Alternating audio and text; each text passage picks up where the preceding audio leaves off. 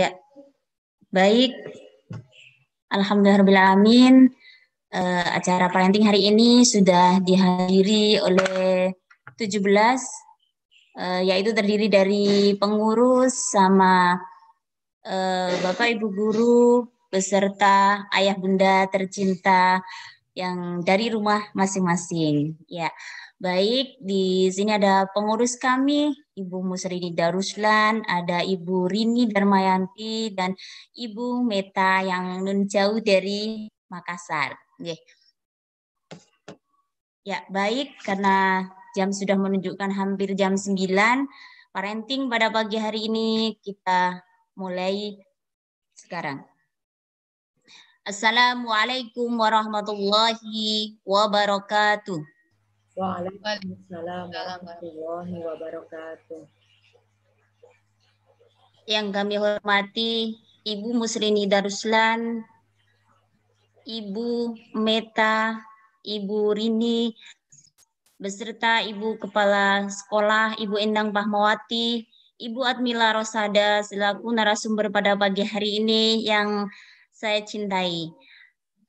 Tak lupa pada ayah bunda semuanya yang telah berjuang untuk mendampingi anak-anak sekalian di rumah belajar online yang kami banggakan. Ya, alhamdulillahirrabbilalamin, puji syukur kehadirat Allah Subhanahu wa taala yang telah melimpahkan rahmat serta hidayahnya kepada kita semua sehingga pada pagi hari ini yang di Jogja sekarang gerimis, hujan, tapi insya Allah kita tetap semangat dan selalu diberikan kesehatan oleh Allah Subhanahu wa taala.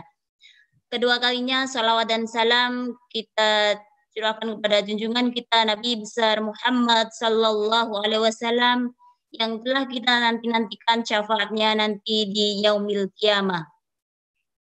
Pada Bapak Ibu sekalian yang saya hormati, izinkan di sini kami akan membacakan susunan acara, yaitu acara parenting dengan tema belajar di sekolah atau online dari rumah, dan sekaligus kita meniti kesiapan diri mendampingi belajar sang buah hati. Ya, di sini kami akan bacakan susunan acara yang akan berlangsung pada pagi hari ini hingga nanti selesai.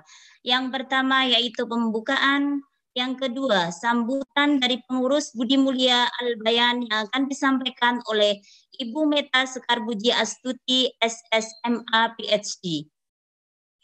Yang ketiga yaitu acara parenting yang akan disampaikan oleh Ibu Admila Rosada, MPC Psikologi. Acara yang keempat yaitu sesi tanya jawab. Yang kelima penutup. Baik, Bapak Ibu hadirin sekalian, sebelum acara parenting virtual pada pagi hari ini kita mulai, marilah kita buka bersama-sama dengan bacaan basmalah. Bismillahirrahmanirrahim. Dengan harapan semoga dengan doa bersama-sama tadi acara hari ini dapat berjalan hingga selesai nanti. Baik, dilanjutkan acara yang kedua yaitu sambutan dari pengurus kami yaitu pengurus Budi Mulia Al-Bayan kepada Ibu Meta Sekarbuji Astuti, SSMA PhD. Beliau adalah Ketua Departemen Sastra Jepang dan sekaligus Ibu dosen. Monggo Bu Meta, kami persilahkan. Baik, terima kasih atas kesempatannya. Ini kalau tidak ada cerita pandemik mungkin saya tidak akan tampil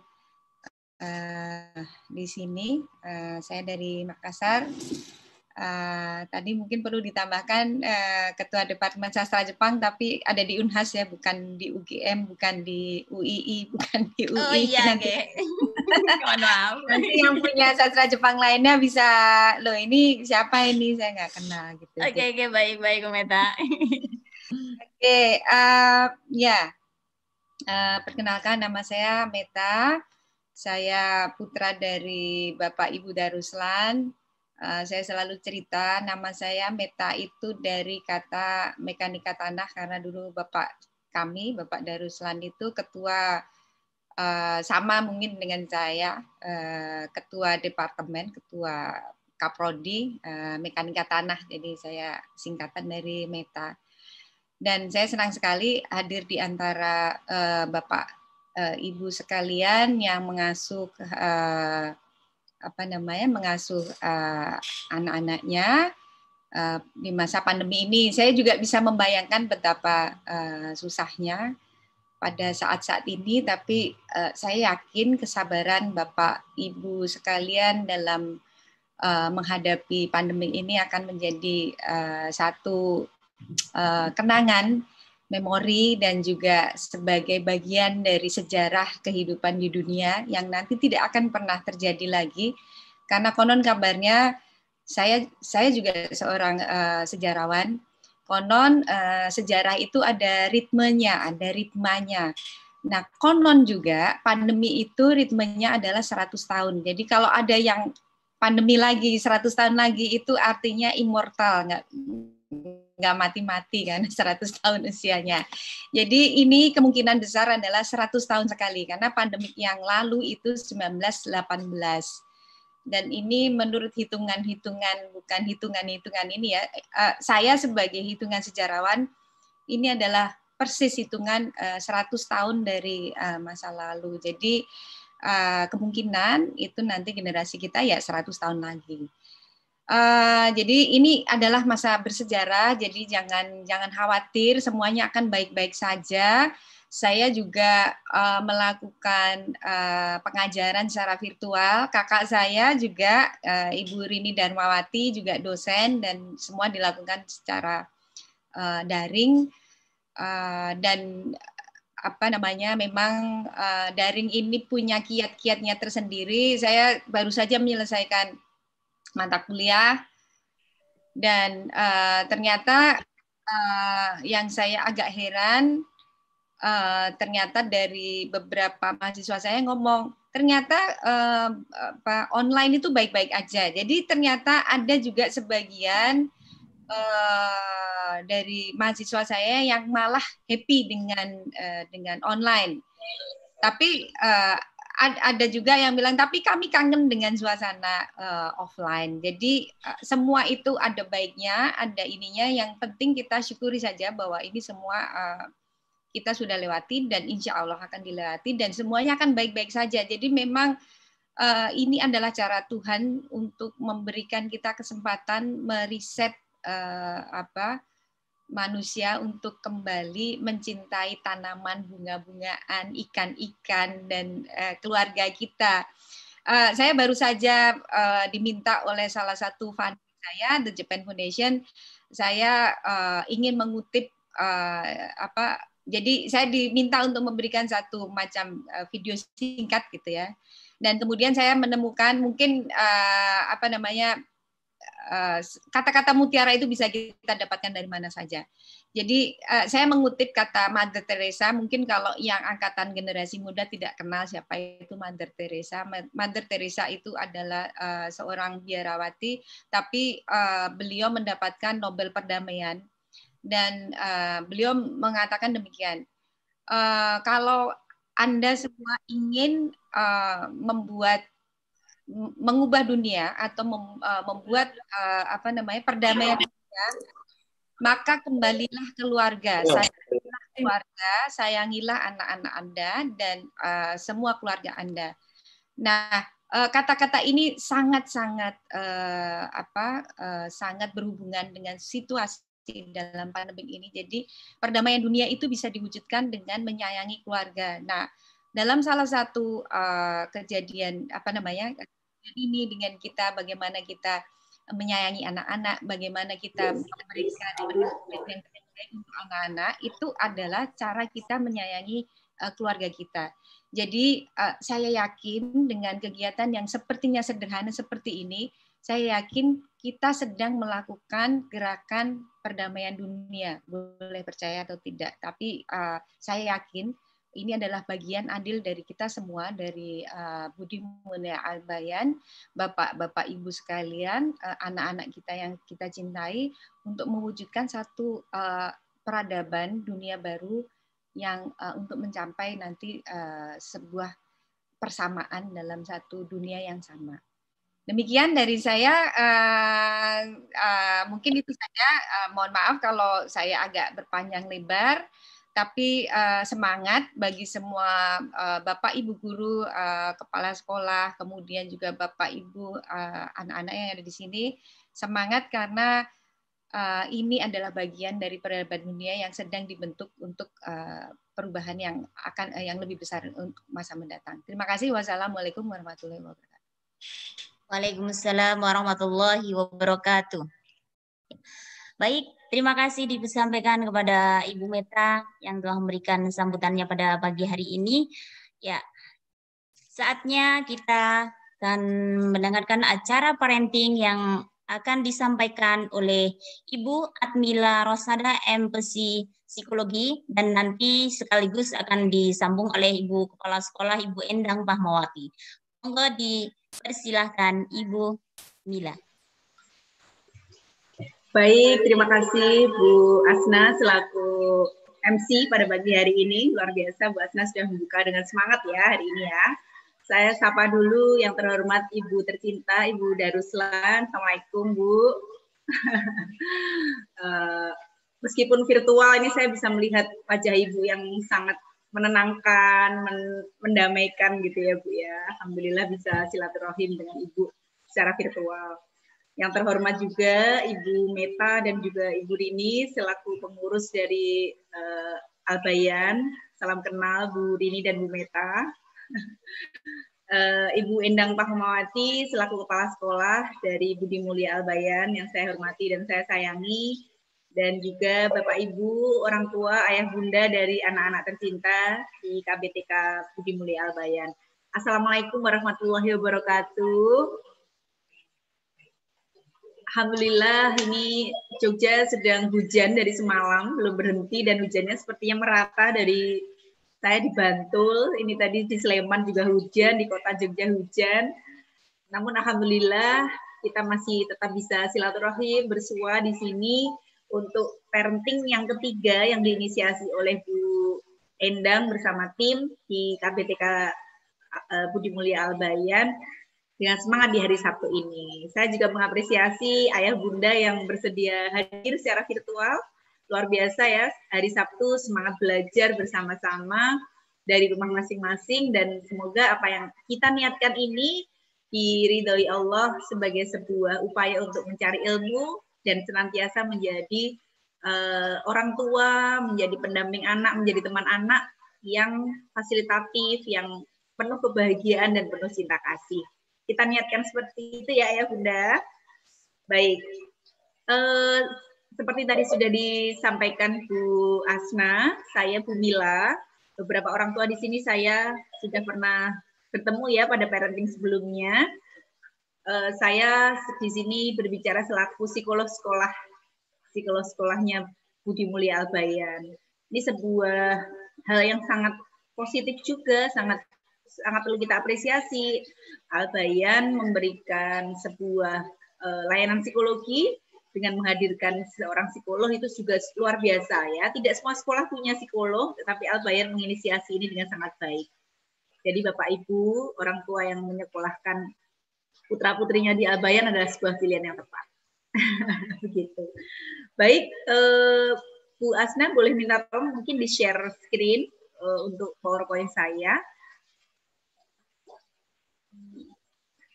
Ayah Bunda, ini kemarin mungkin Ayah Bunda sudah membaca poster ya, poster untuk parents meeting kita yang ketiga ini, yaitu tentang belajar di sekolah atau online dari rumah. Tajuk atau tema parents meeting kita kali ini hasil saya berdiskusi dengan Bu Endang. Jadi ini sebuah parents meeting yang disiapkan untuk kita sebentar lagi mungkin akan menghadapi di mana anak-anak dimungkinkan akan belajar di sekolah kembali. Setelah kita tahu kemarin ada keputusan bersama 4 menteri gitu ya. Kita tahu bersama ada keputusan bersama dan beberapa lembaga menyikapi hal tersebut dengan beberapa kebijakan. Nah, dari keputusan bersama tersebut, kalau kita pahami, itu kan ada keputusan bersama yang dari pusat, lalu dikembalikan pada kebijakan di daerah masing-masing, kemudian dikembalikan ke sekolah masing-masing, di sini dalam konteks sekolah, dan kemudian sekolah juga kemudian membuat semacam inform konsen, izin gitu ya, bagaimana orang tua mengizinkan putra-putrinya untuk sekolah atau masih belajar di rumah. Nah, dari keputusan bersama itu atau rencana pelaksanaan nanti di semester 2 atau start dari Januari 2021, kita tahu bahwa ternyata orang tua lah yang menjadi penentu pamungkas gitu ya, penentu di mana apakah putra-putrinya sudah boleh kembali bersekolah atau masih memilih untuk online dari rumah gitu, Ayah Bunda. Jadi orang tua memiliki kewenangan sepenuhnya ketika menandatangani inform konsen mengizinkan putra-putrinya bersekolah, ya pastinya dengan penuh kesadaran, dengan penuh pertimbangan, dengan penuh plus minusnya apa, seperti itu. Jadi orang tua yang punya hak sepenuhnya. Ketika orang tua belum mengizinkan, itu pun boleh. Sekolah tidak memaksa harus kembali ke sekolah, belajar di sekolah, tidak. Gitu. Apalagi di sini anak-anak kita masih usia dini ya Bunda, pasti punya banyak sekali pertimbangan, hal-hal yang perlu dipikirkan, dilihat apakah kita akan memilih anak-anak kita sekolah kembali di sekolah atau masih dari rumah gitu. Nah, dari sini sesi ini nanti saya mengajak Ayah Bunda untuk menilik kesiapan kita, maka di sini subtema kita adalah menilik kesiapan diri, mendampingi belajar sang buah hati. Jadi nanti Ayah Bunda bisa berefleksi dari paparan kita, diskusi kita pagi ini, sudah siap belum ya kalau besok mengikuti program kembali ke sekolah, sekolah dari sekolah, atau masih di rumah saja, gitu ya Ayah Bunda. Jadi monggo nanti Ayah Bunda bisa berefleksi, menilik kesiapan diri sendiri, sehingga nanti bisa lebih mantap di bulan Januari nanti. Nah nanti paparan saya disambung oleh Bu Endang, yang mana nanti Bu Endang akan menyampaikan rencana-rencana sekolah. Nah, minggu depan kan ada rapotan nih. Nanti Bu Endang akan mulai memberikan sedikit informasi berkaitan dengan persiapan-persiapan yang sudah dilakukan sekolah menjelang semester 2 di tahun 2021. Begitu kurang lebih Ayah Bunda yang akan kita bahas pada pagi hari ini, yang mana highlights-nya adalah berkaitan dengan kesiapan sekolah. Gitu. Sudah bisa di-share, Bu Asna? Oh iya, baik. Kita tunggu. Nah, ini nanti saya senang sekali jika di dalam parenting seperti ini nanti interaktif ya Ayah Bunda. Sangat diharapkan nanti Ayah Bunda bisa memberikan feedback, memberikan diskusi-diskusi sehingga kita bisa saling bertukar informasi, memberikan tambahan-tambahan informasi baru sehingga bisa dua arah nanti diskusi kita, gitu nggih. Baik, Ayah Bunda, tak terasa saya di TK Budi Mulia Albayan ini sudah 1 tahun. Jadi tepat 1 tahun ini saya bersama teman-teman di Budi Mulia menjadi psikolog sekolah di sini. Dan saya senang sekali menjadi bagian dari Albayan dengan segala visi misi, nilai-nilai filosofi sekolah yang sungguh luar biasa. Begitu. Nah, salah satunya yang sangat saya rasakan di sini adalah pembelajaran yang berpusat pada anak. Nah, nanti di sini akan kita bahas bagaimana kesiapan sekolah itu yang paling utama adalah mempertimbangkan kesiapan anak terlebih dahulu. Nah, ini klop banget dengan filosofinya Albayan yang mengedepankan kepentingan terbaik anak-anak di dalam proses pembelajarannya. Baik, terima kasih Bu Asna, ini sudah di-share screen. Mungkin bisa langsung ke slide selanjutnya, Bu.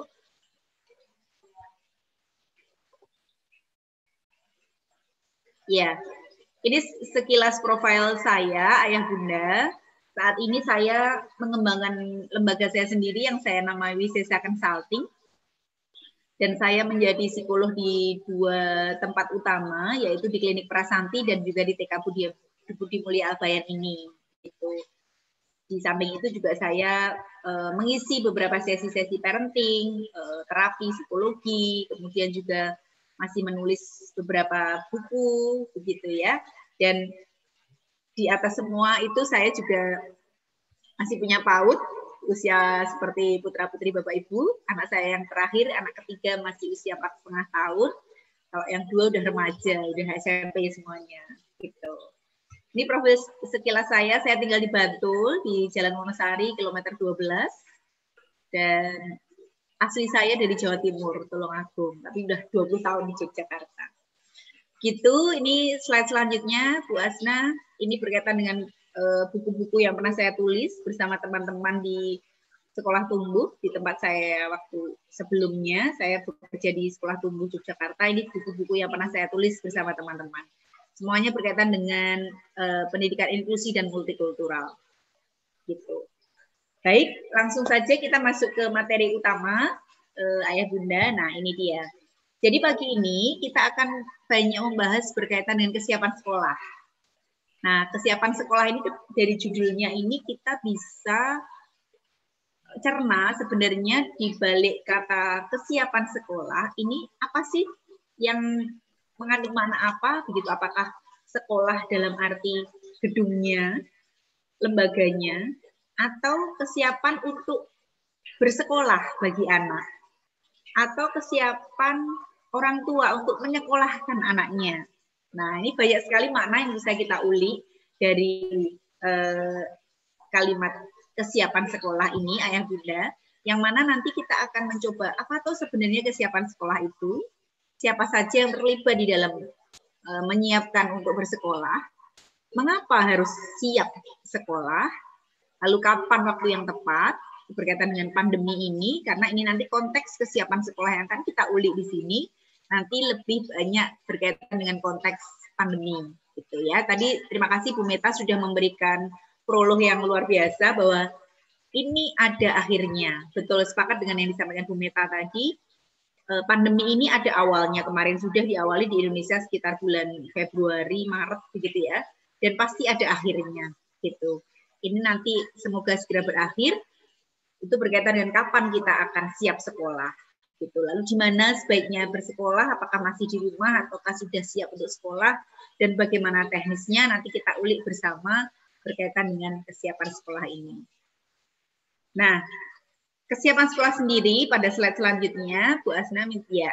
Menurut UNICEF tahun 2012, Ayah Bunda, kesiapan sekolah sendiri itu terdiri dari 3 dimensi.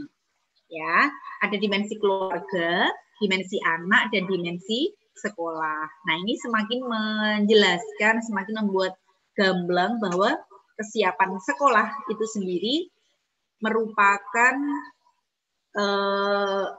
bisa dimaknai banyak hal gitu ya, kesiapan dari keluarganya bagaimana, anaknya bagaimana, dan sekolahnya bagaimana. Untuk kesiapan sekolah nanti Bu Endang akan menambahkan beberapa informasi yang sudah sangat disiapkan pastinya di semester ini untuk menyambut semester depan. Untuk menyambut tahun 2021, sekolah sudah menyiapkan lingkungannya, kemudian prakteknya rencananya akan seperti apa, lalu ada transisi dari kemarin hampir 1 tahun ini belajar dari rumah, itu terus transisinya bagaimana, baik itu bagi murid-murid baru, bagi murid-murid yang kemarin sudah di sini setahun, itu ada transisi dan proses pembelajarannya pastinya. Nanti kita akan ulik.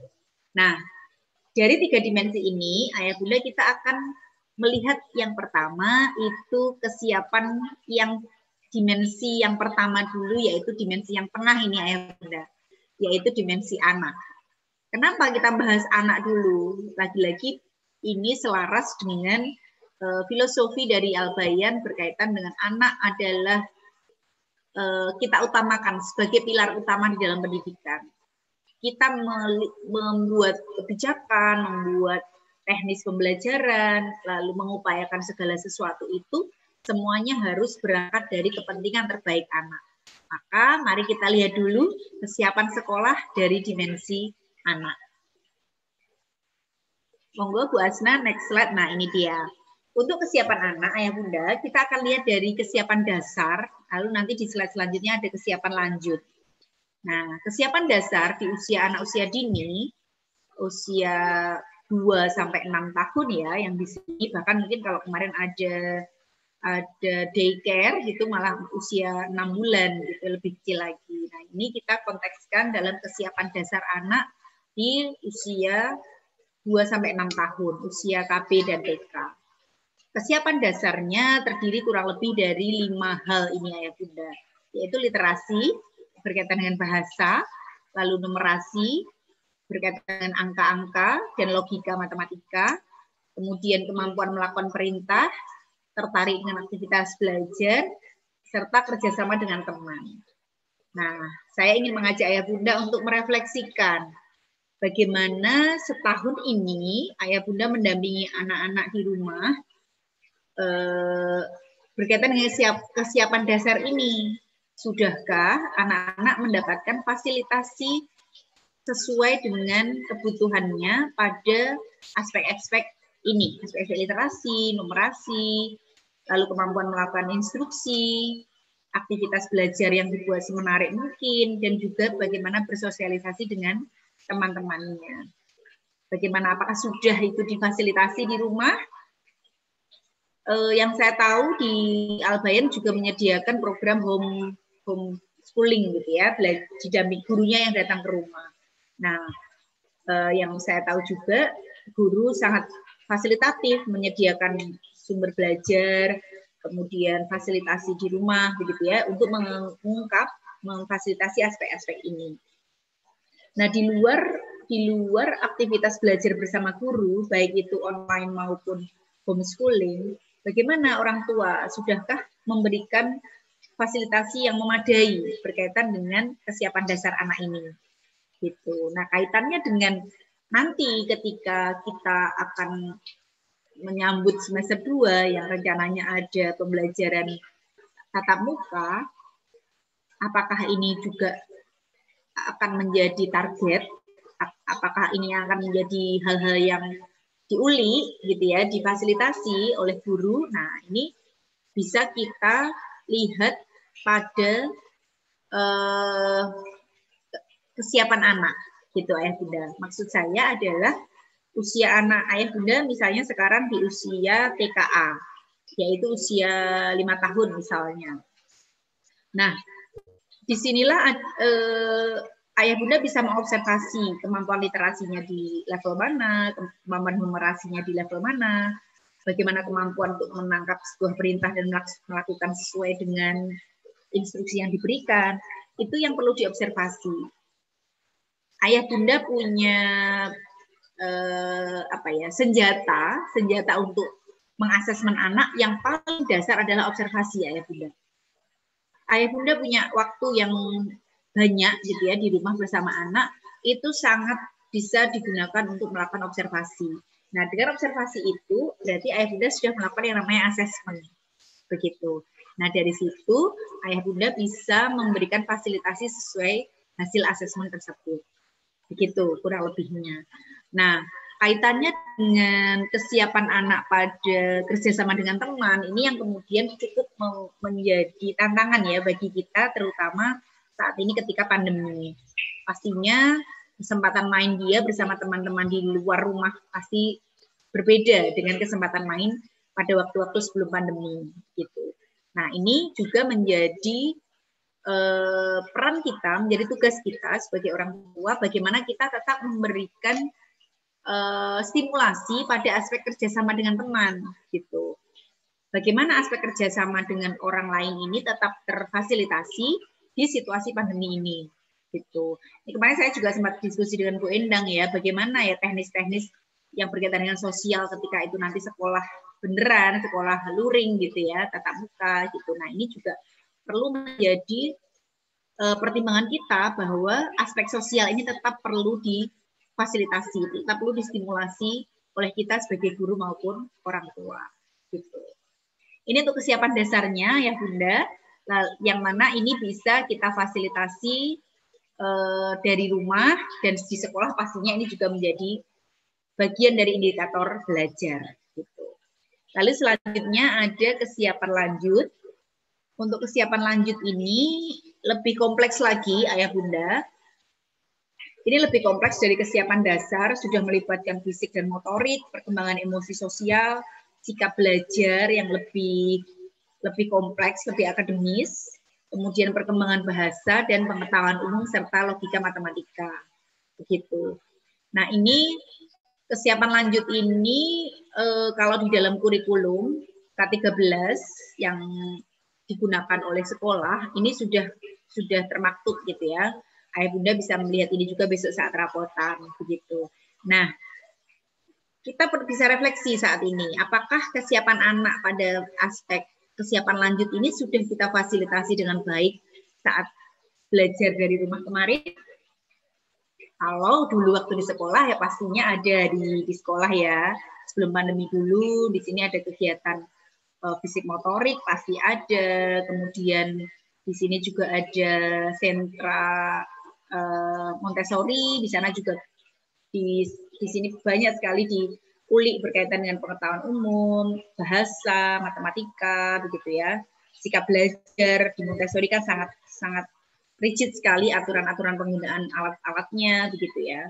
Sehingga kalau ketika belajar di sekolah pasti kesiapan lanjut ini terfasilitasi, terstimulasi, begitu. Nah, Ayah Bunda bisa berefleksi bagaimana dengan di rumah.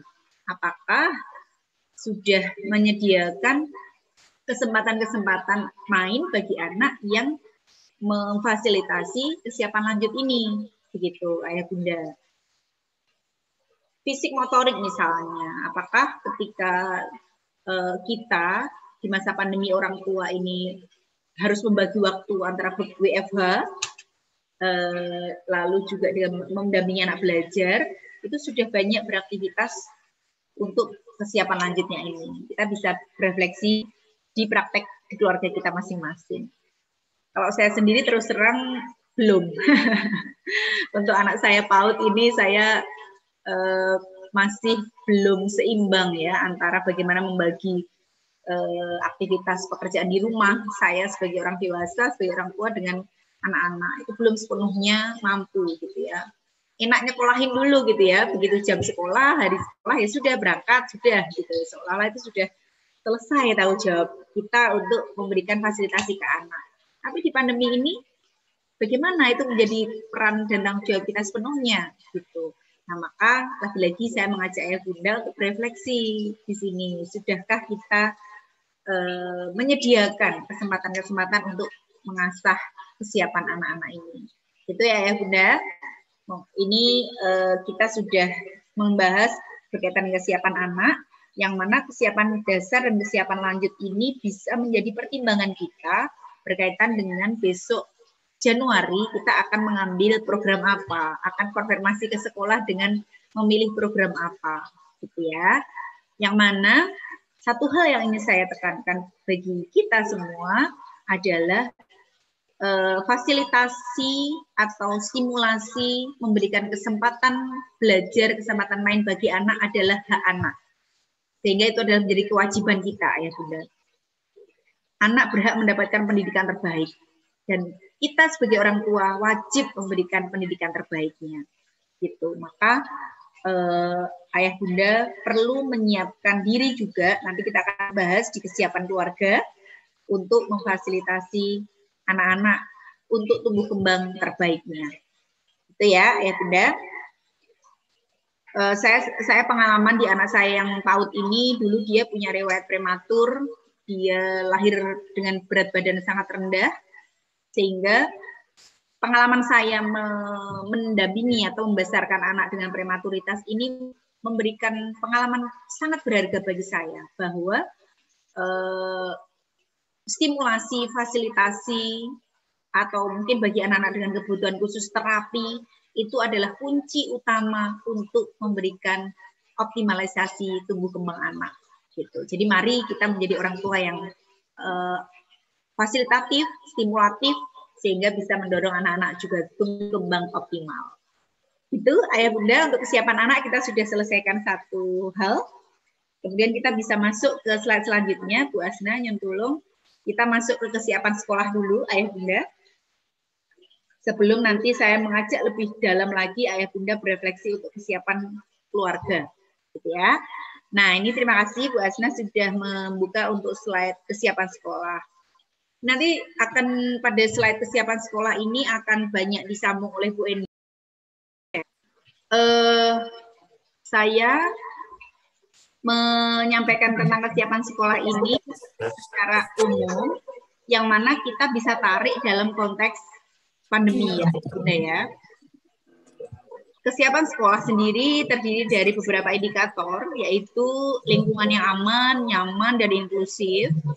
Lalu lagi-lagi berpusat pada kepentingan terbaik anak, berfokus pada penanaman karakter.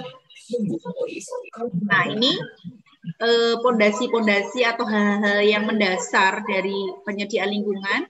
Ini nanti juga ketika konteksnya adalah pandemi, maka kita harus mempertimbangkan tentang keamanan yang paling utama, gitu ya. Keamanan siapa? Keamanan semua warga sekolah, mulai dari anak-anak, ya, aman nggak anak-anak sekolah, gitu, gurunya, pengantarnya, stafnya, semuanya, gitu ya. Maka nanti Bu Ena akan menjelaskan bagaimana mekanisme untuk keamanan sekolah ini, keamanan lingkungannya, berkaitan dengan mungkin ada spot untuk droppingnya bagaimana, lalu cuci tangan, lalu bagaimana mainan itu disetting, lalu bagaimana kelas itu digunakan, yang mana itu nanti juga ngaruh ke proporsi jam belajarnya ya Bunda. Proporsi jam belajarnya kalau selama ini mungkin anak-anak masuk sekelas bisa 15 anak, 20 anak dalam satu ruangan. Nah, karena ini ada pertimbangan lingkungan yang harus aman, maka proporsi jam belajarnya mungkin tidak sepanjang ketika kemarin sekolah pada kondisi normal, tidak seminggu tidak full day gitu ya, tidak 5 hari 1 minggu, mungkin akan diatur sedemikian rupa, termasuk di dalam proses pembelajaran dan ketersediaan media dan material belajar, gitu ya. Karena ini sangat berkaitan dengan sentuh menyentuh tangan kita yang harus senantiasa bersih, maka media belajarnya juga perlu dibatasi sedemikian rupa sehingga kontak anak-anak dengan benda-benda di sini minim atau ya hanya dia yang pegang gitu ya, tidak saling bertukar media belajar. Kemudian anak-anak juga mendapatkan semacam batasan-batasan proses pembelajaran yang meminimalisir dia kontak dengan temannya yang dengan jarak tertentu, diatur jaraknya begitu ya. Ini diatur sedemikian rupa supaya anak-anak aman gitu ya, dan juga nyaman. Nah, nyaman di sini bagaimana jika temannya misalnya dibatasi hanya 3 orang atau nanti kebijakannya mungkin Bu Endang 1 guru 1 anak, nyaman nggak seperti itu gitu ya. Ini juga menjadi pertimbangan kenyamanan ini gitu. Misalnya kelasnya ukurannya 5x5 gitu. Kira-kira ergonominya ketika anak berjarak 1 meter itu bagaimana? Lalu nanti diberikan pijakan lingkungan seperti Evamet, anak hanya berada di situ. Nah, itu juga menjadi pertimbangan dalam kesiapan sekolah. Lalu untuk prinsip inklusifnya, prinsip inklusif ini juga perlu dipertimbangkan ketika misalnya nanti kebijakannya adalah berkaitan dengan membuat kelompok. Nah, kelompoknya juga dibuat inklusif sehingga anak tetap bisa merasakan keberagaman meskipun temannya hanya 3 orang atau 2 orang gitu. Jadi prinsip ini tetap menjadi pertimbangan meskipun kondisinya sangat terbatas. Begitu Ayah Bunda. Kemudian kita juga sekolah perlu menjembatani budaya rumah menuju budaya sekolah.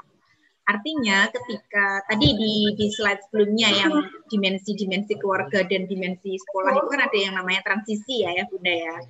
Nah ini nih menjembatani budaya rumah dan budaya sekolah ini yang disebut dengan transisi. Artinya ketika anak kemarin sudah terbiasa dengan pola belajar di rumah, dengan laptop, dengan dengan HP misalnya seperti itu. Nah, kemudian besok misalnya sudah mulai belajar di sekolah, itu ada budaya-budaya baru pastinya yang dimiliki anak yang perlu ditransisikan menjadi belajar di sekolah. Itu juga perlu menjadi perhatian supaya anak-anak bisa melewati ini dengan smooth, dengan lancar, nggak jet lag gitu ya. Ini juga perlu ada kerjasama yang baik antara rumah dan sekolah. Nanti ada slide yang berkaitan khusus dengan corona, dengan COVID, suasana COVID. Nah, yang terakhir, ini juga perlu kesiapan sekolah dalam hal kesiapan guru, gitu ya. Guru-guru di sini, guru-guru yang luar biasa, saya sangat bisa merasakan guru-guru di sini, pastinya juga atas bimbingan Ibu Daruslan yang luar biasa, gitu ya. Kompetensi guru di sini sangat saya rasakan mampu membangun kedekatan antara guru dan anak. Nah, bagaimana kalau pandemi? Apakah kedekatan yang kemarin anak menangis, biasa dipeluk, kemudian dicup-cup gitu ya. Ini besok gimana ketika anak sekolah? Kalau ada anak nangis, caranya gimana gitu ya? Apakah suruh diem jarak jauh? Sudah diem gitu ya. Gimana touching seperti ini atau kedekatan seperti ini tetap dibangun gitu ya. Nah, ini juga perlu menjadi perhatian guru, perlu menjadi refleksi bagi guru, sejauh mana guru akan menyiapkan strategi-strategi untuk memberikan edukasi, kemudian memberikan pendampingan belajar ke anak ketika kondisi pandemi dengan mekanisme yang baru, gitu ya. Ayah Bunda, ini juga perlu menjadi pertimbangan dari sisi kesiapan sekolah, gitu. Nah, nanti Bu Endang akan menyambung khusus slide ini berkaitan apa yang sudah disiapkan sekolah, kaitannya dengan fisik, kaitannya dengan pembelajaran, kaitannya dengan kesiapan guru, gitu. Nanti disambung Bu Endang. Begitu ya Bunda, untuk kesiapan sekolah kita sudah tuntaskan. Nah, sekarang kita lebih dalam lagi, saya mengajak Ayah Bunda untuk menukik ke kesiapan keluarga. Nah, ini dia. Ini adalah dimensi yang ketiga atau dimensi yang terakhir dari kesiapan sekolah menurut UNICEF tadi, yang kaitannya dengan kesiapan keluarga. Yang ada di slide ini, Ayah Bunda, ini berkaitan dengan kesiapan keluarga secara umum, gitu ya. Artinya ini adalah keluarga yang baik, keluarga yang fasilitatif, yang memenuhi hak-hak anak, gitu, yaitu keluarga orang tua yang memberikan ASI, stimulasi sejak dini, screening kesehatan, lalu terlibat orang tuanya secara utuh berdua, ayah dan ibunya, gitu ya. Orang tua yang penuh penerimaan, komunikatif, dukungan, punya nilai keluarga yang kuat, praktek pengasuhan yang positif, begitu Ayah Bunda. Itu adalah kesiapan keluarga secara umum, lingkungan yang ramah juga, lingkungan yang penuh dengan stimulasi pembelajaran. Ini adalah kesiapan keluarga. Nah, dalam konteks pandemi, sudahkah kita tetap menjadi keluarga yang responsif dengan situasi baru ini, gitu ya? Slide selanjutnya ini menunjukkan, baik Bu Asna bisa slide selanjutnya, ini mengajak kita, nah ini dia ya Bunda, ketika kemarin pandemi datang ya, di Indonesia khususnya, itu di bulan Maret ya, mulai Maret itu kita beberapa wilayah PSBB gitu ya, lockdown, kita pastinya punya reaksi secara psikologis, Ayah Bunda. Saya pun mengalami pada waktu bulan Maret itu ada ketakutan, kemudian ada stres, ada kecemasan, gitu ya, marah mungkin, khawatir, gitu ya, Ayah Bunda. Nah, kondisi pandemi ini berdampak pada banyak aspek, memberikan dampak pada banyak aspek. Yang mana reaksi kita itu sebenarnya kalau yang saya sebutkan tadi sebenarnya masih alamiah. Ketika seseorang kita mengalami situasi tidak normal, pasti ada reaksi-reaksi alamiah yang kita tunjukkan. Situasi pandemi adalah situasi yang tidak normal, Ayah Bunda. Bayangkan saja, tadi Bu Meta menyebutkan ini 100 tahun sekali. Makanya tidak normal gitu ya, disebut tidak normal. Maka ketika kita menghadapi situasi tidak normal, reaksinya sangat dimungkinkan reaksi alamiah ayah bunda. Ya, tadi itu stres, marah, takut, alamiah sekali. Tetapi ketika reaksi itu terus-menerus kita miliki, ada di dalam diri kita, marah terus-terusan, stres terus-terusan, sampai panik buying, kemudian cemas yang berlebihan, takut yang berlebihan, itu menjadi, kalau itu terus mendera kita dalam waktu yang lama, itu kemudian bisa menjadi reaksi tidak alamiah, gitu ya. Maka kita perlu sadar betul bagaimana kondisi kita secara psikologis. Ini kondisi pandemi sudah hampir 1 tahun. Sudahkah kita menunjukkan reaksi belajar atau reaksi bertumbuh? Atau kita masih pada reaksi yang tidak normal tadi, reaksi yang masih reaksi marah, gitu ya. Idealnya, karena ini sudah berjalan seiring waktu, kita idealnya sudah bertumbuh, sudah belajar dari situasi ini.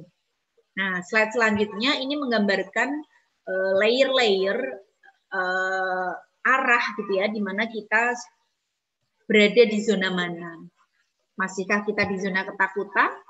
Masih ada ya Bunda. Saya punya beberapa klien yang datang ke klinik saya yang mana masih ternyata kondisinya masih pada zona ketakutan.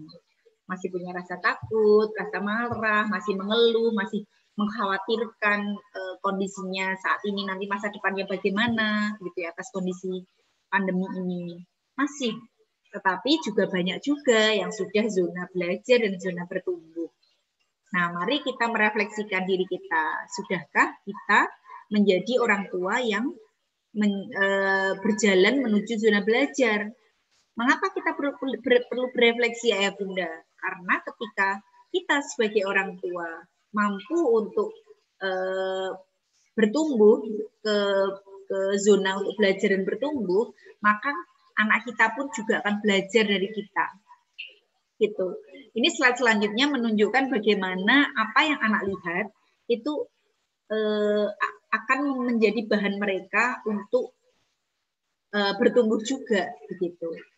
Jika kita sebagai orang tuanya berada di zona stres, zona ketakutan, di mana kita mudah marah, sering mengeluh, menyebarkan rasa takut, kemudian sering membicarakan pandemi ini sebagai sesuatu yang sangat merugikan, yang sangat buruk gitu ya, maka anak kita pun juga itu yang akan dirasakan, yang akan dipikirkan. Karena anak-anak kita, terutama yang usia dini, itu kan mereka belajar dari inderanya, dari mata dan dari telinganya. Sehingga ketika melihat orang tuanya stres, orang tuanya marah-marah, kemudian mendengar hal-hal yang berkaitan dengan hal negatif karena pandemi, itulah yang anak-anak tangkap ayah bunda. Maka kita perlu berhati-hati. Orang tua yang berada di zona ketakutan akan sulit memfasilitasi anak untuk berada di zona belajar atau bertumbuh. Bagaimana bisa kalau orang tuanya masih stres, masih takut, anaknya akan happy? Itu akan sangat sulit. Maka mari ayah bunda dengan ini kita berefleksi. Pelan-pelan jika sekarang masih memiliki ketakutan itu, maka kita pelan-pelan untuk rilis, gitu ya, mengelola stres kita, mengelola emosi kita supaya kita lebih bisa fasilitatif dan mendampingi anak-anak dan mereka juga lebih tenang juga. Gitu. Seperti itu. Nah, terus selanjutnya ini slide terakhir. Nah, jadi ayah bunda yang ingin saya tekankan di sini berkaitan dengan kesiapan keluarga adalah kita perlu mengelola diri dulu sebagai orang tua supaya kita mampu menjadi teman anak-anak atau fasilitator anak-anak di rumah. Kaitannya dengan kesiapan keluarga yang mana itu nanti ayah bunda pertimbangkan apakah ayah bunda akan mengambil program tetap online di rumah atau mengambil program sudah belajar di sekolah. Ayah bunda bisa mempertimbangkan bagaimana ayah bunda mengelola diri selama ini di rumah. Gitu ya. Banyak saya dengar cerita-cerita di luar sana orang tua memilih untuk tidak menyekolahkan anaknya dulu gitu ya, karena sama aja masih PAUD belajar online ngapain sih gitu ya. mending ya udah apa adanya di rumah gitu ya. Nah, tetapi di rumah juga tidak difasilitasi, mungkin hanya diberikan gadget, udah rasanya orang tua sudah aja, tidak ada fasilitasi-fasilitasi yang tadi memfasilitasi kesiapan dasar dan kesiapan lanjut. Apakah sudah selesai tanggung jawab kita? Nah, maka orang tua bisa mempertanyakan gitu, di rumah apakah sudah disediakan fasilitasi yang terbaik atau belum. Nah, kalau di sekolah bagaimana kesiapan orang tua juga berkaitan dengan mengirim anak ke sekolah gitu. Itu nanti juga banyak terjawab dari kesiapan sekolah. Nah, ini slide terakhir Ayah Bunda. Kesiapan anak untuk pergi ke sekolah atau anak bersekolah itu, jadi sekolah di sini lebih mewakili atau lebih menjadi bungkusnya dari proses belajar anak, gitu ya. Anak itu ketika usia PAUD adalah usia emas untuk belajar. Maka dengan bersekolah, dengan belajar, anak-anak akan menunjukkan perkembangan terbaiknya. Perkembangan apa? Perkembangan fisik, perkembangan sosial, emosi, bahasa, kemudian kognitif, pengetahuan umum, dan hal-hal lain di dalam aspek-aspek dia. Gitu ya. Sekali lagi, anak berhak untuk mendapatkan pendidikan untuk mengungkap aspek-aspek yang dimiliki dia di dalam dirinya, gitu ya. Tugas orang tua, tanggung jawab orang tua adalah menombol aspek-aspek di dalam diri anak sehingga itu bisa muncul menjadi aktual. Aspek-aspek perkembangan anak itu sifatnya potensial, sehingga tugas kita adalah mencet tombolnya potensi itu sehingga menjadi aktual, menjadi performa yang bisa dilihat observable dan nyata, begitu. Nah, kesiapan anak ini tidak bisa mak bedunduk, nggak bisa tiba-tiba muncul, itu harus dilingkupi oleh lingkaran-lingkaran di kanan kirinya anak, yaitu kesiapan gurunya, kesiapan keluarganya, kesiapan sekolahnya, kesiapan komunitas, dan kesiapan sistemnya. Regulasi pemerintah berkaitan dengan pandemi ini sudah kita percayakan itu di pemerintah, gitu ya, ada sistemnya di Dinas Pendidikan Kota sendiri juga diatur sedemikian rupa beberapa regulasi khususnya untuk PAUD. Nah, itu sudah ada gitu ya, disambut kemudian bagaimana sekolah, orang tua dan guru juga menunjukkan kesiapannya. Sehingga dengan dukungan semua support system bagi anak ini, maka anak akan mampu untuk menunjukkan perkembangan tumbuh kembang terbaiknya. Begitu Ayah Bunda, mungkin slide terakhir ini menjadi penutup, menjadi rangkaian penutup dari slide-slide saya sebelumnya. Nah, mungkin sebelum tanya jawab, Bu Endang akan menambahkan hal-hal yang berkaitan dengan kesiapan sekolah. Begitu mungkin Bu Asna, saya kembalikan Bu Asna dulu. Terima kasih Ayah Bunda, nanti kita sambung di tanya jawab. Matur nuwun. Ya, baik Bu Mila, terima kasih sekali atas ilmunya yang sudah disampaikan pada pagi hari ini. Ya, tadi berkaitan dengan kesiapan sekolah. Monggo ya, dari Bu Kepala Sekolah kita, Bu Endang Mahmawati, dipersilakan. Ya, terima kasih Bu Asna, terima kasih Bu Mila. Assalamualaikum warahmatullahi wabarakatuh. Waalaikumsalam warahmatullahi wabarakatuh. Alhamdulillahirrahmanirrahim. Wassalatu wassalamu ala asrofil anbiya'i wal mursalin Sayyidina Muhammadin wa ala alihi wa ashabihi ajma'in. Allahumma sholli ala Muhammad wa ala ali Muhammad.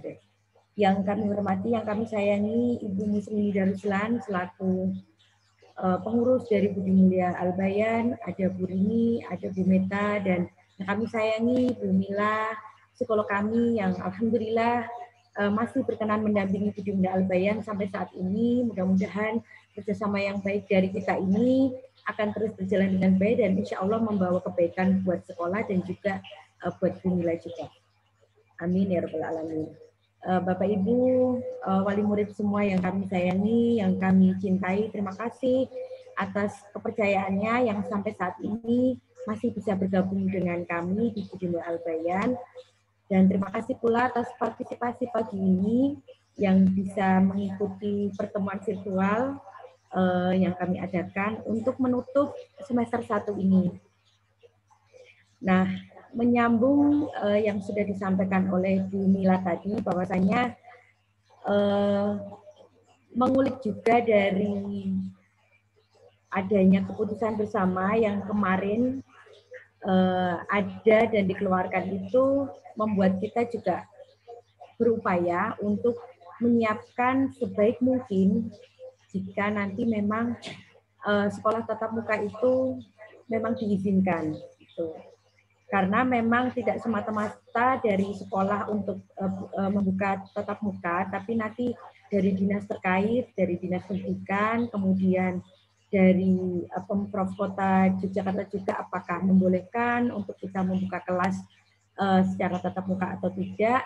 Nah, itu nanti akan kita lihat. Yang jelas di sini kami selaku sekolah akan menyampaikan beberapa hal yang berkaitan dengan kesiapan kami nanti untuk menyambut semester 2.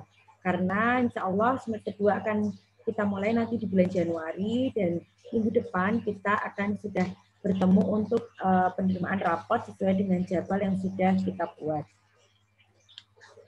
Nah, Bapak Ibu, kalau kemarin kita mengadakan program online kelas ataupun belajar secara online dan juga homeschooling, maka di semester 2 ini kami juga akan membuka kelas tatap muka bagi anak-anak, tapi kami khususkan untuk anak-anak TKB dulu yang akan kami uji cobakan. Kenapa yang anak-anak TKB? Karena anak TKB adalah anak-anak yang secara kesiapan lebih siap untuk belajar bersama dengan guru.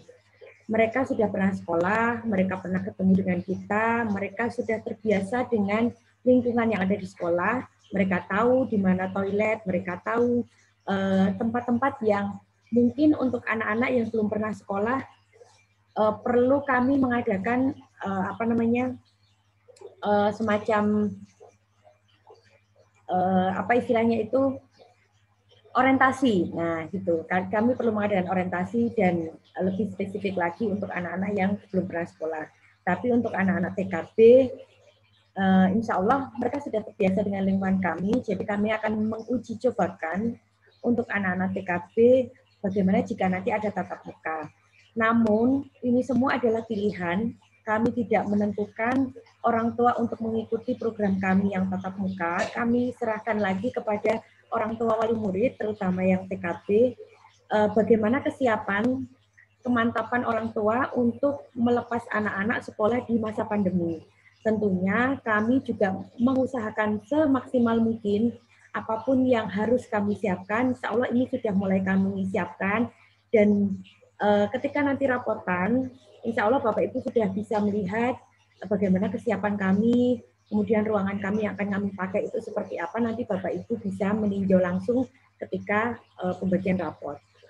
Nah, kalau untuk online dan homeschooling sudah jelas gitu Pak waktunya. Kalau online kita akan memperhatikan anak ataupun menyapa anak di setiap harinya dengan video, kemudian dengan sapaan guru, kegiatan apa aja yang akan dilakukan setiap harinya. Kemudian kalau homeschooling, orang tua juga sudah memahami nanti anak akan bertemu dengan guru setiap harinya yang dijadwal yang ditentukan, seminggu 3 kali seperti biasanya. Nah, untuk sekolah yang tatap muka, nanti kami akan memberikan beberapa poin di sini yang mungkin bisa menjadi catatan orang tua, apakah mampu atau apakah berkenan untuk bisa mengikuti kegiatan tatap muka yang kami selenggarakan. Yang pertama, nanti untuk anak-anak yang tatap muka, kami akan memberikan durasi waktu dalam 1 minggu itu maksimal 2 kali, dengan 1 kali pertemuan maksimal 2 jam. Nah, untuk guru yang akan mendampingi anak-anak dalam pembelajaran, kalau di TK, kalau dari dinas, usulan dari dinas itu adalah 5 anak dengan 1 guru. Namun nanti untuk dari kita, misalkan akan ada tatap muka, kami akan menjembatani anak dengan 3 anak, 1 guru yang akan mengampu anak-anak tersebut. Dan kita sudah menyiapkan 6 kelas yang akan digunakan untuk tatap muka. insya Allah kelas itu akan dipakai tidak bergantian dalam satu waktu, sehingga begitu anak selesai kita akan langsung membersihkan, kemudian akan dipakai di hari selanjutnya, tidak bergantian secara waktu ataupun hari yang sama. Kemudian protokol kesehatan insya Allah tetap akan kita berikan di situ dengan guru memakai masker dan face shield, anak-anak pun juga memakai masker dan face shield, anak-anak membawa minum sendiri dari rumah, kemudian bekal kita siapkan namun tidak kita makan dari di sekolah, nanti kita bawakan pulang. Anak-anak juga diharapkan karena ini TKP nanti anak-anak akan bisa ke kamar mandi sendiri, jadi kita juga akan mengurangi sentuhan dengan anak, karena anak akan belajar di kelas dengan panduan guru yang ada, media pembelajaran juga kita siapkan sendiri, alat-alat yang dipakai anak sendiri. Mungkin Bapak Ibu yang kemarin mengikuti homeschooling bisa membayangkan satu anak satu alat gitu, nggih. Jadi dari semuanya nanti anak-anak itu akan secara privat mendapatkan itu sendiri. Kemudian kesiapan secara teknis, baik itu tempat cuci tangan, ataupun tempat menaruh barang dan sebagainya juga insya Allah sudah kita siapkan. Nah, dari apa yang kami sampaikan itu, mudah-mudahan nanti bisa menjadi gambaran Bapak Ibu semuanya. Bukan berarti kami menginginkan orang tua untuk mengikuti tatap muka, tidak.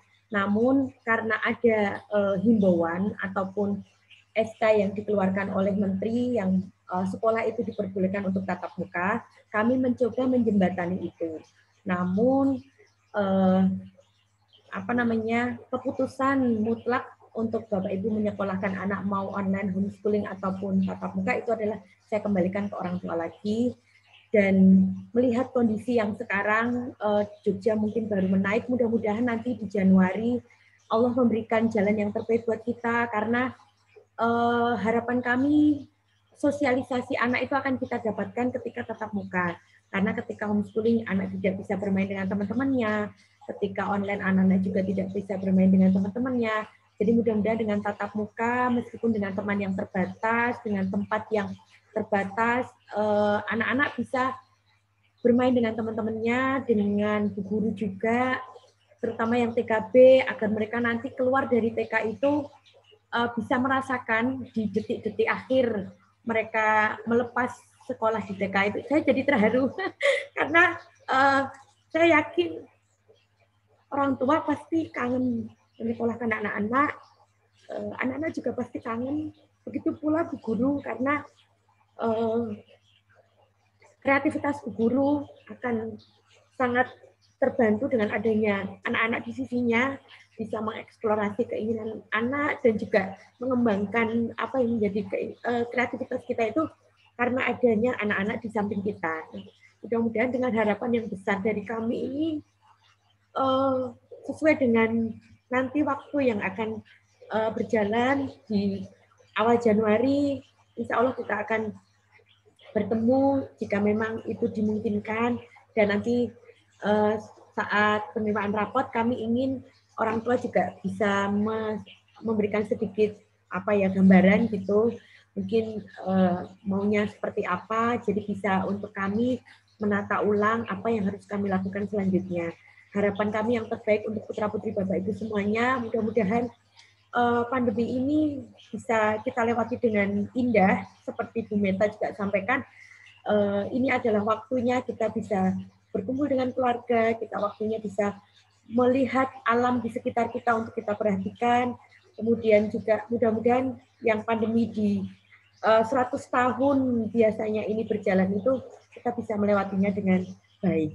Seperti itu mungkin dari kami mewakili sekolah, gambaran sedikit apa yang nanti akan kita buat di semester 2, mudah-mudahan bisa menjadikan pencerahan untuk Bapak Ibu semuanya, terutama untuk anak-anak yang di TKB, karena nanti jika TKB ketika kita membuka tatap muka ini berjalan dengan baik, anak-anak bisa menyesuaikan, insya Allah kami akan pelan-pelan untuk membuka diri untuk anak-anak kami yang TKA, untuk anak-anak kami yang kelompok bermain, karena kami juga ingin mereka juga bisa bermain dengan kami, bisa bermain dengan teman-temannya, meskipun dengan aturan-aturan yang nanti kita buat sesuai dengan protokoler yang harusnya kita jalankan.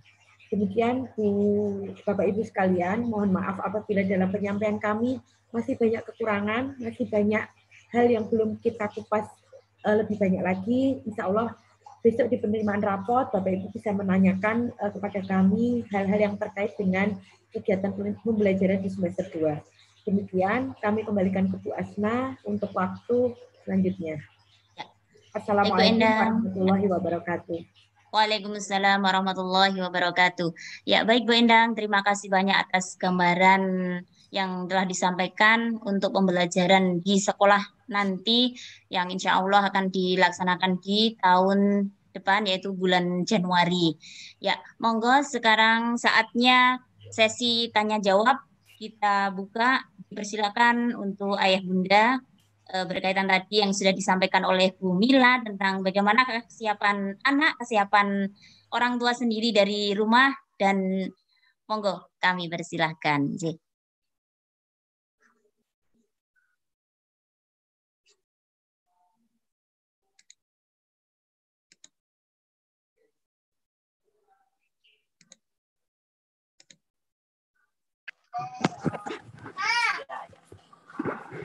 Monggo, ini Ayah Ryan, ya.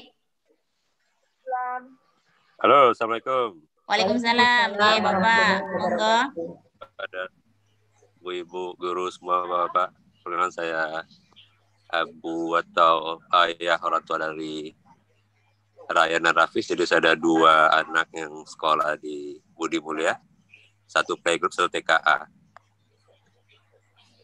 Mau nanya untuk kesiapan dari segi info pemerintah dan sekolah untuk emergency response plan.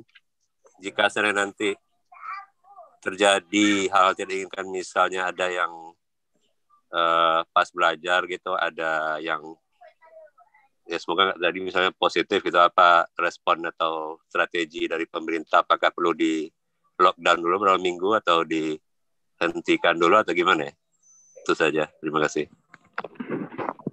Gimana tuh ini? Ya, terima kasih Pak untuk pertanyaannya. Ini yang dimaksudkan ketika anak belajar, misalnya ketika kita sudah mulai tatap muka, kemudian ada yang positif gitu ya Pak? Ya, terserah ada pihak muridnya atau gurunya atau orang tuanya yang mungkin tesnya gimana gitu, itu aja. Oke, baik Pak. Itu yang mungkin tadi ada sedikit yang terlupakan dari kami. Jadi bahwasanya SOP selanjutnya ketika nanti anak tatap muka adalah ketika kondisi tidak baik dalam arti sedang sakit, sedang flu dan sebagainya, memang tidak kami perbolehkan untuk masuk. Kemudian untuk guru begitu juga, apabila kondisi memang tidak baik dan tidak layak untuk ke sekolah, ya kami tidak akan memperbolehkan si guru, karena memang nanti ketika masuk selain ada cek cuci tangan dan sebagainya, kita akan mengecek suhu dan sebagainya, itu yang menjadi protokoler awal. Namun kembali lagi kami juga mengharap ketika anak dengan kondisi yang tidak sehat, orang tua yang tidak sehat, guru juga dengan kondisi yang tidak sehat, mohon untuk tidak sekolah dulu sampai kemudian kondisi membaik ataupun sehat kembali. Nah, otomatis itu akan nanti mengurangi jatah Bapak Ibu putra-putrinya untuk sekolah, karena memang durasi sekolah kita seminggu hanya 2 kali. Jadi kami menyampaikan ini entah nanti di Januari itu kita tetap dibolehkan tatap muka atau tidak, namun orang tua sudah punya pilihan-pilihan yang nanti akan menjadikan bahan pertimbangan. Oh iya, anakku mungkin rentan sakit misalkan. Nanti waktunya sekolah, yang harusnya sekolah malah nggak bisa. Tapi kalau mungkin homeschooling akan beda. Mungkin kalau online akan beda seperti itu.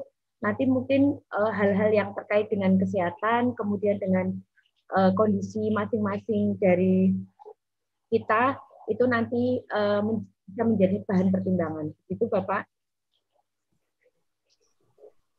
Nyun sewu Bu Endang, tadi pertanyaan tentang kalau misalnya ada yang positif ditutup apa enggak, mungkin perlu ditanggapi ininya. Tadi belum menjawab pertanyaan itu. Kalau ada yang positif, itu aktivitasnya. Iya, kalau dari kita ada yang positif, nauzubillah min dzalik, gitu ya, kita tetap akan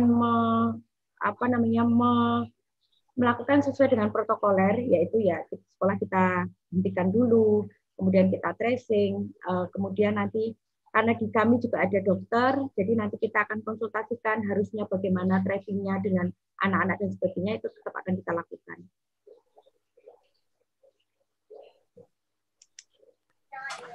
Ya, cukup jelas, terima kasih. Saya mau tahu aja untuk pemerintah, kan kita bukan hanya TK ya, mungkin dari yang SD, SMP, gimana strateginya, saya mau tahu emergency response plan lah gitu ya, dari lembaga-lembaga pendidikan bagaimana, terutama untuk TK, dan paling mengikuti yang lebih tua, yang kayak SD-nya paling enggak ya. Oke, terima kasih. Cukup jelas. Baik, terima kasih. Monggo dilanjutkan Bapak Ibu yang lainnya, dipersilahkan. Mungkin ada kendala di saat mendampingi anak Anda di rumah ketika online ataupun homeschooling, monggo bisa di-sharingkan bersama Bu Mila ataupun dengan Bu Endang.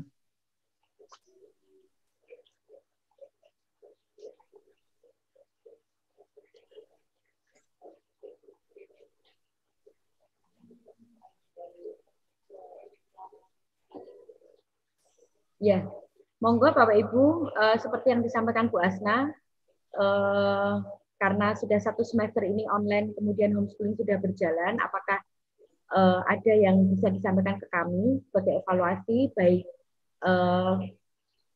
tenaga pengajar kami, ataupun media pembelajaran kami, atau cara kami mungkin dalam menyampaikan ke anak-anak, ada yang perlu dievaluasi, ada yang perlu diberi masukan, monggo bisa disampaikan juga di forum ini.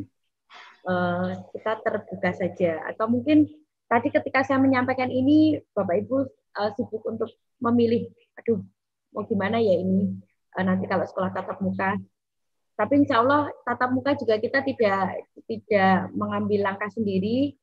Kalau memang kemarin boleh, tapi besok tidak boleh juga, kita tidak akan melakukan itu. Kita akan tetap sesuai dengan apa yang sudah kita jalankan di semester 1, seperti itu.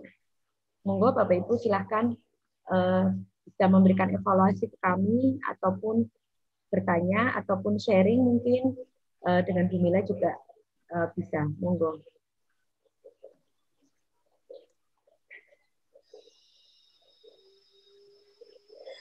Atau mungkin Bu Mila bisa menambahkan,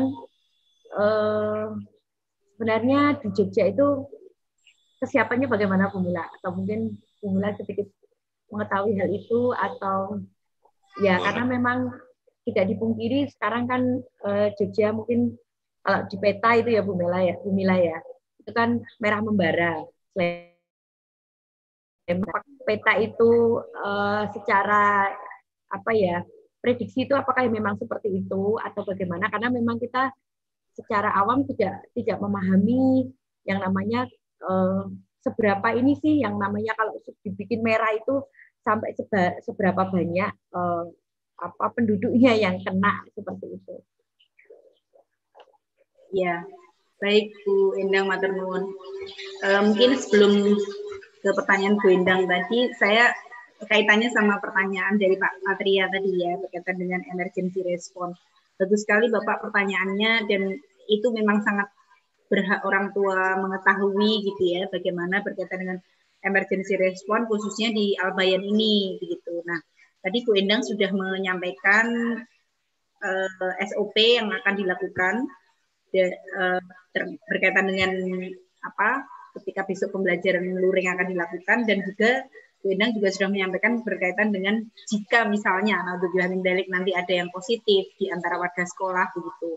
Bu Endang juga sudah punya rencana-rencana berkaitan dengan emergency response tersebut, dan memang akan sangat baik itu ini Bu Endang ditulis begitu ya, ditulis di dalam sebuah dokumen yang juga dikomunikasikan kepada orang tua, sehingga apa yang sudah disusun sekolah di ACC dan di apa ya istilahnya diizinkan dan disahkan oleh pengurus, itu kemudian dikomunikasikan kepada orang tua, sehingga itu menjadi pegangan bersama, karena ini sangat perlu sangat rigid gitu ya di dalam pelaksanaan kebijakan ini begitu. Nah, tadi Pak Patria, bagaimana kalau di sekolah lain begitu ya, Bapak ingin mengetahui? Iya betul Bapak, di tingkat yang lebih tinggi, di tingkat SD, SMP, SMA, ini saya cerita sedikit pengalaman aja di anak saya di SMP. Saya tinggal di Kecamatan Piungan, Bantul, Kabupaten Bantul. Di sekitar 2 bulan terakhir ini, di sekolah anak saya dua-duanya itu diberlakukan sekolah seminggu sekali. Itu juga ada komunikasi antara pihak sekolah dengan komite orang tua, lalu ada semacam SOP yang disosialisasikan ke orang tua, dan ada inform consent yang ditandatangani oleh orang tua, sehingga dengan sadar orang tua menyetujui anaknya boleh sekolah begitu. Kalau misalnya orang tua tidak setuju juga tidak apa-apa gitu, tetap dilakukan secara online begitu. Nah, emergency response yang diterapkan di sekolah anak saya itu adalah hampir sama dengan disampaikan Bu Endang tadi ya. Begitu nanti ada kasus ya stop dulu semuanya gitu. Kemarin di kecamatan sebelah, di Kecamatan Banguntapan itu juga seperti itu. Jadi diberlakukan sekolah seminggu sekali. Nah, di sebuah sekolah ada kasus positif, sehingga satu kecamatan itu semuanya kemudian diberhentikan. Begitu untuk sementara waktu sampai kondisinya memungkinkan sekolah kembali. Gitu. Nah, ini Bu Endang nanti mungkin bisa menindaklanjuti dalam bentuk dokumen tertulis gitu ya. Yang positif di sini maksudnya siapa saja gitu ya. Tadi Pak Patria menanyakan apakah itu orang tua murid, apakah muridnya sendiri, misalnya keluarga dari guru, atau bagaimana siapa yang termasuk positif di situ, misalnya ada kasus. Lalu tracing itu juga perlu dilakukan dalam sebuah dokumen yang tertulis gitu. Kemudian untuk pertanyaan dari Bu Endang kaitannya dengan kondisi di DIY ya, ini sudah merah merona semua Bu Endang. Untuk di DIY ini ya, semua kabupaten memang ya, Kulon Progo juga mengalami peningkatan, Kota Jogja, Sleman, Bantul pun demikian gitu, Gunung Kidul gitu ya. Karena memang kendor gitu ya, lost doll ini kayaknya kondisinya. Ya, tempat wisata rame, ini apalagi menjelang liburan ini di Jogja sudah semuanya rame kayak gitu ya.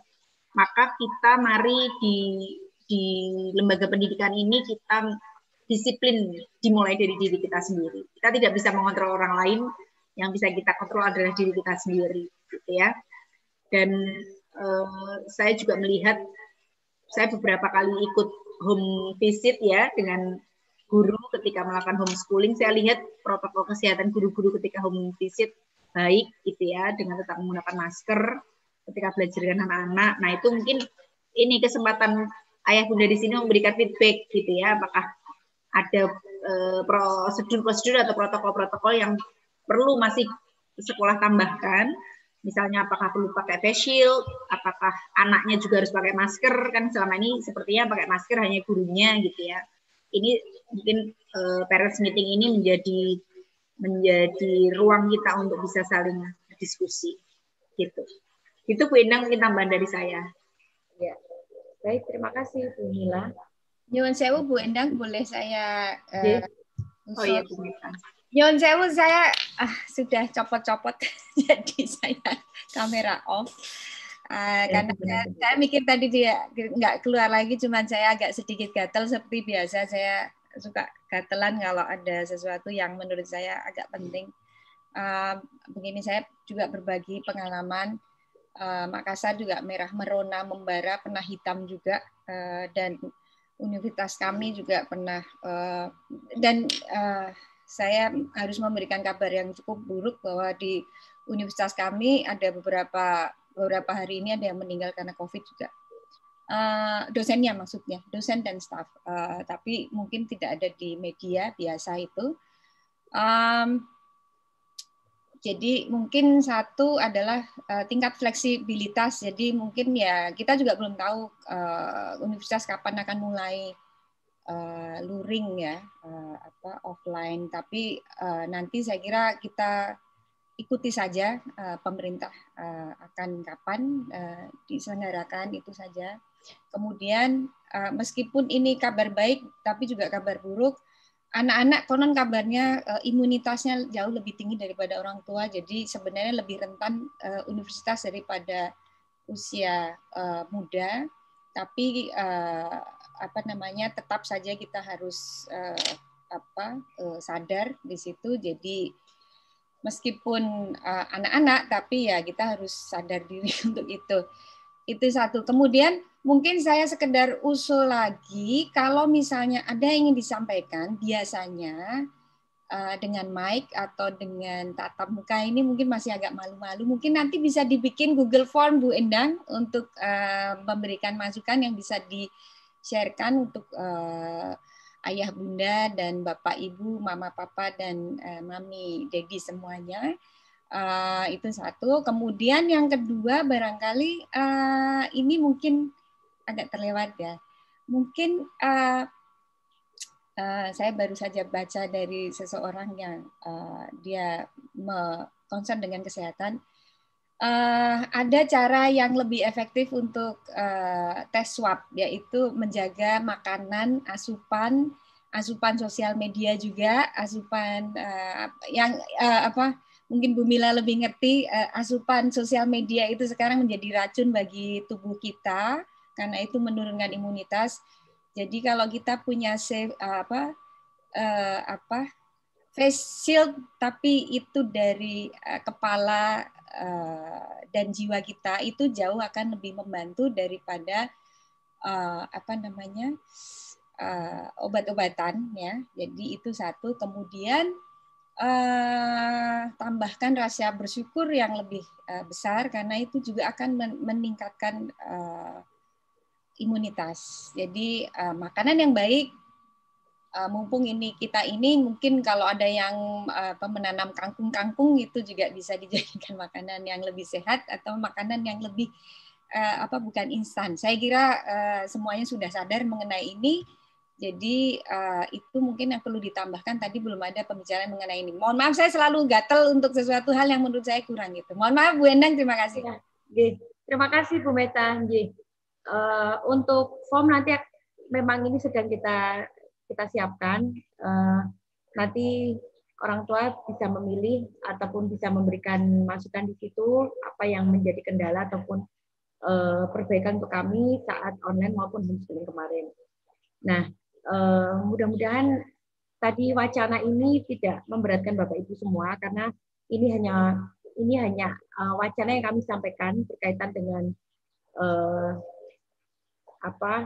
dibolehkannya sekolah dibuka, namun kembali lagi keputusan adalah di Bapak Ibu semuanya. Jadi nanti di semester 2 kita mau seperti kemarin yang sudah berjalan, ya alhamdulillah. Kalau ada orang tua yang berminat untuk tatap muka meskipun hanya 1 atau 2 orang ataupun 3 orang, insya Allah akan kita layani. Jadi apapun nanti yang menjadi keinginan orang tua, semampu kita nanti insya Allah kita fasilitasi. Seperti itu Bapak Ibu semuanya.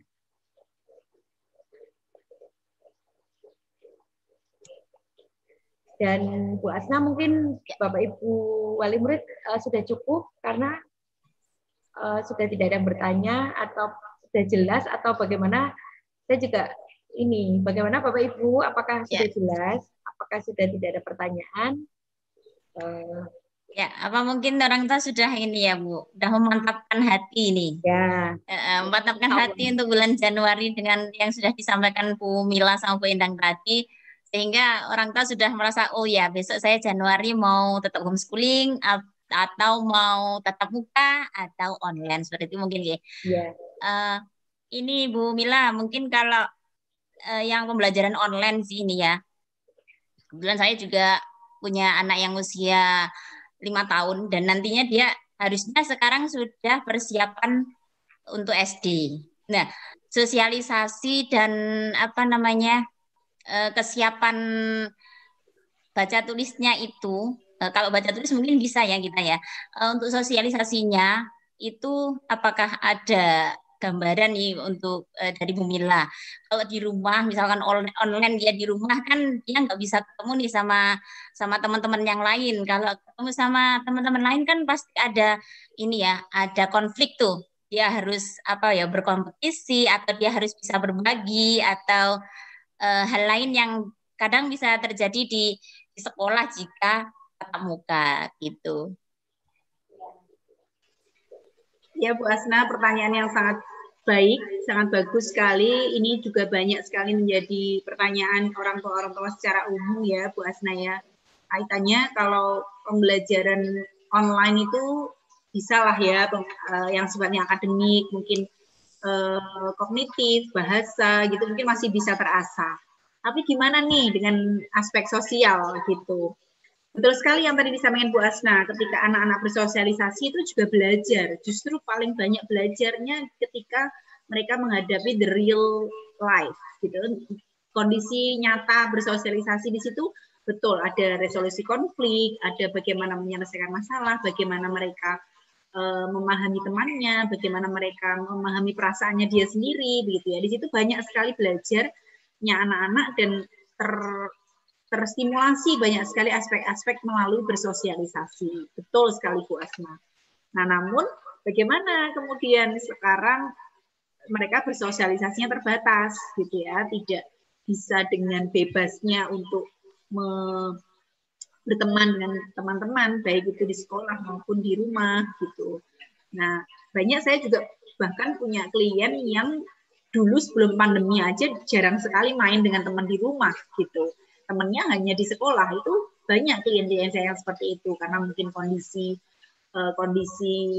geografis rumah yang itu di pinggir jalan, yang nggak punya tetangga main sehari-hari gitu. Itu banyak yang seperti itu. Ada juga yang mungkin tinggal di perumahan, orang tuanya berangkat pagi pulang sore, sudah malam anaknya mungkin dari daycare kemudian ya sudah malam terus di rumah gitu. Itu banyak. Nah, tidak pandemi aja ada orang tua yang mengalami hambatan dalam menyediakan lingkungan sosial, apalagi pandemi gitu. Padahal kita tahu bahwa lingkungan sosial adalah lingkungan terbaik untuk anak-anak belajar, lingkungan sebayanya mereka, tidak hanya dari orang tua atau orang dewasa yang ada di rumah. Nah, ini memang Bu Asna dan ayah bunda yang lain, ini memang sebuah tantangan ya ayah bunda. Tantangan bagi kita, bagaimana untuk tetap bisa menstimulasi aspek sosial di masa pandemi. Itu tantangan banget memang. Nah, ada dua yang ingin bisa saya sarankan gitu ya. Oh ya, sebelum saya memberikan dua saran, sebenarnya ini tidak hanya menjadi tantangan bagi kita orang tua yang punya anak PAUD usia dini, tidak. Saya pun mengalami tantangan ini pada anak saya yang sudah remaja, gitu ya. Anak saya yang sudah remaja ya sudah, karena saya batasi untuk bermain, ya akhirnya mereka juga tidak punya teman sebanyak dulu, banyak di rumah, gitu. Sehingga itu pun juga mempengaruhi pastinya dalam konsep dirinya sebagai remaja. Kalau anak usia dini lebih banyak belajar berkaitan dengan menstimulasi aspek sosial, kalau di remaja ya tentang konsep diri, tentang bagaimana dia membangun kepercayaan diri, kan kayak gitu. Sebenarnya tantangan ini juga tidak hanya pada konteks anak PAUD. Bagi ayah bunda yang sudah punya anak remaja, ini juga menurut saya juga menjadi tantangan. Nah, mungkin kita bisa lebih kerucutkan karena ini kita berkait konteksnya TK dan PAUD, TGTK gitu ya. Dua saran yang bisa saya berikan, yang pertama adalah misalnya memang tidak memungkinkan bagi ayah bunda untuk menyediakan ruang sosialisasi bagi anak dengan teman sebayanya, maka yang bisa kita lakukan ya kita yang bersedia bermain bersama anak. Gitu. Jadi bukan hanya menemani anak bermain, beda ya ayah bunda ya. Menemani anak bermain dan bermain bersama anak itu berbeda. Kalau ayah bunda menemani anak bermain, ya ayah bunda secara fisik ada di situ, tetapi belum tentu secara keterlibatan bermainnya juga terlibat dengan anak-anak bermain, gitu ya. Beda ketika kita menyediakan diri untuk bermain bersama anak, kita main bareng anak, ya kita menikmati permainan itu, kita secara fisik dan secara psikis kita bermain bersama anak, tertawa bersama, kita juga asik bersama. Nah, saya rasa dengan menyediakan diri, menyediakan waktu, mindful, kita main bersama anak, itu akan bisa mengasah aspek-aspek sosial itu. Jadi kita menjadi teman anak. Itu jika memang tidak ada teman sebaya yang mungkin disediakan oleh kita. Itu satu. Yang kedua, jika masih memungkinkan kita menyediakan ruang-ruang sebaya buat anak, maka ya tetap dengan protokol saya rasa. Gitu. Bermain dengan jarak yang cukup gitu ya, jadi tidak terlalu dekat. Kemudian anak tetap didorong untuk sering-sering cuci tangan dengan sabun gitu. Kemudian kalau memungkinkan ya pakai masker gitu. Jadi meskipun itu risih ya mungkin untuk anak usia dini ya pakai masker terus-terusan, apalagi itu suasana di rumah gitu ya. Atau mereka main sepeda harus maskeran, itu juga tidak baik ya mungkin ya kalau bermasker gitu ya. Tetapi sebisa mungkin diupayakan protokol itu tetap dilakukan gitu ya. Cuci tangan sesering mungkin itu ya mungkin yang bisa dilakukan. Cuci tangan pakai sabun. Kalau saya lebih banyak mendorong anak saya untuk anak saya yang PAUD itu apa namanya? Mendorong dia untuk kontrol tangan, jangan sering-sering pegang di area mulut, hidung dan mata. Itu karena kan memang virus itu sangat mudah masuk melalui. Jadi kalau informasi yang saya tahu berkaitan dengan jenis virus COVID itu kan cantelannya ada di sekitar hidung sini ya Bunda. Jadi virus itu nyantelnya di sekitar hidung, sehingga memang area yang sangat tidak boleh disentuh adalah mata, hidung, mulut gitu. Sehingga kalau saya yang sering kali saya ingatkan ke anak saya adalah Nono pegang wajah gitu ya. Kau main tapi Nono ya Dek, Nono pegang sini, jangan sering pegang wajah kayak gitu. Itu sih yang edukasi kita bisa lakukan. Nah, dalam konteks kesiapan masuk SD ya Bu Asna dan ayah Bunda di sini yang mungkin sudah putra putri sudah TKB. Ya gitu, tadi Bu Endang sampai terharu gitu ya. Mereka mungkin anak-anak yang sekarang TKB kok mosok nggak pernah ngalamin setahun nggak sekolah TKB gitu ya. Ya makanya pengennya segera ada pernah sekolah gitu, setidaknya mereka ngerasain lulus TK begitu. Nah, untuk kesiapan masuk SD ya kalau memang sekolah nantinya belum menyediakan fasilitas untuk tatap muka ya ini sebuah konsekuensi ya pastinya Bu Asna dan teman-teman yang lain. Lagi-lagi dua hal tadi yang bisa tetap kita lakukan supaya aspek sosial anak tetap bisa terasah. Itu mungkin respon dari saya. Saya kembalikan ke Bu Asna. Ya, baik Bu Mila, terima kasih atas gambarannya. Monggo Bapak Ibu yang lainnya dipersilahkan. Masih ya Bu Endang waktunya. Ya. Tapi mungkin kalau orang tua sudah paham, sudah dengan apa yang menjadi gambaran disampaikan sekolah dan Bu Mila tadi, mudah-mudahan nanti menjadi pencerahan Bu Asna dan wali murid sudah memahami apa yang akan menjadi pilihan selanjutnya itu tadi, mudah-mudahan. Ya. Oke. Sepertinya udah tidak ada yang bertanya nih Bu Asna, karena sudah diwakili Bu Asna tadi, tetap belum ada yang masuk. Jadi mudah-mudahan insya Allah wali murid semuanya sudah paham. Ya, baik Bu Endang. Karena sudah nggak ada yang bertanya untuk sampai jam ini, kita cukupkan. Ya. Ya, oke. Oke, baik Bapak Ibu semuanya yang sudah hadir, sudah mengikuti parenting dari pagi hingga siang ini. Terima kasih sekali atas kehadirannya dan atas waktu yang sudah dilonggarkan untuk mengikuti acara parenting hari ini. Ya, oke, acara yang terakhir yaitu penutup. Mungkin dari saya selaku pembawa acara, mohon maaf lahir batin jika ada kekhilafan dalam penyelenggaraan parenting ini. Marilah kita tutup acara parenting ini dengan baca hamdalah bersama-sama dan doa kafaratul majelis. Semoga ayah bunda semuanya selalu diberikan kesehatan dan salam sayang untuk anak-anak di rumah. Kita tutup. dengan bacaan hamdalah bersama-sama. Alhamdulillahirabbil alamin. Subhanakallahumma wa bihamdika asyhadu an la ilaha illa anta astaghfiruka wa atubu ilaik. Akhirul kalam. Assalamualaikum warahmatullahi wabarakatuh. Waalaikumsalam warahmatullahi wabarakatuh. Ya, matur suwun semuanya. Foto dulu kayaknya Bu Asna, nggak foto dulu. Gimana Bu Mila? Oh ya, kita mau foto. Orang itu mohon ini videonya dinyalakan semuanya. Iya, biar ada kenang-kenangan. Ya, oke, terima kasih. Karena ini terakhir ya. Ya, kita Terakhir kesatian terakhir. Oh iya, Paris meeting terakhir semester 1. Saya Nyalakan semua videonya di videonya. saya nyun sewu ya. Saya live. Maksudnya saya Oh, Bu Meta aja. Ya, Bu Meta. Tadi saya sudah ada fotonya kok. Oh iya, oke. Ya, oke, terima kasih. Terima kasih Bapak Ibu semuanya. Iya, Bu.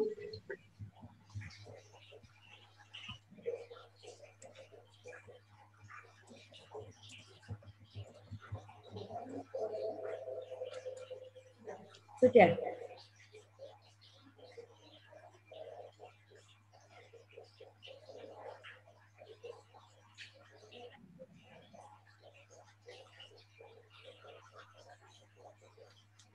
Sudah? Bu Mila sudah? Cukup fotonya? Ya, Bu. Sudah saya foto, udah. Ya, oke, siap. Terima kasih ayah bunda semuanya.